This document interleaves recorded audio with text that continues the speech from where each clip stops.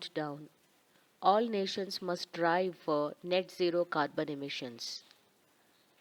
The title of the United Nations' latest report, Broken Record, is a clever pun.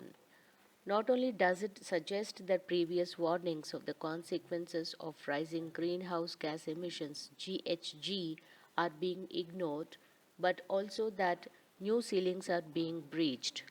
The annual emissions report, usually timed close to the beginning of the climate talks, reiterates in sharper language that progress since the Paris Agreement PA of 2015 has been tardy.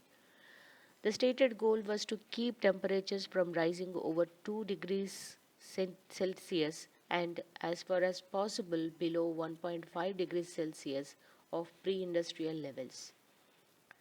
In the last few years, much of the consensus has been that we should be directing all our efforts towards keeping it below 1.5 degrees Celsius.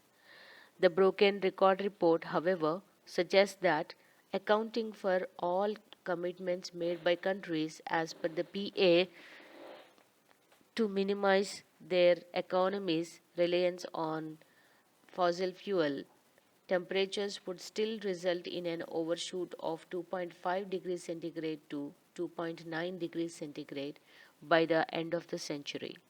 To keep temperature below 2 degrees Celsius, emissions by 2030 must be cut 28%, and for 1.5 degrees Celsius they need to be shaved by 42%.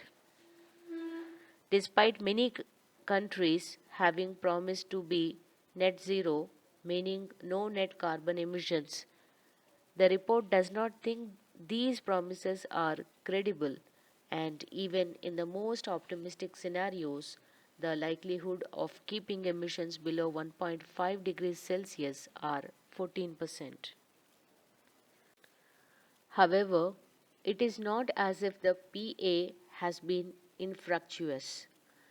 GHG emissions in 2030, based on policies in place, were projected to increase by 16% at the time of the adoption of the PA.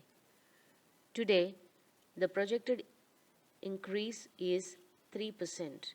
To keep temperatures below 1.5 degrees Celsius, annual emissions must reduce every year until 2030 by 8.7%. What the report says is that the world collectively emitted 57.4 billion tons in 2022, an increase of 1.2% over 2021.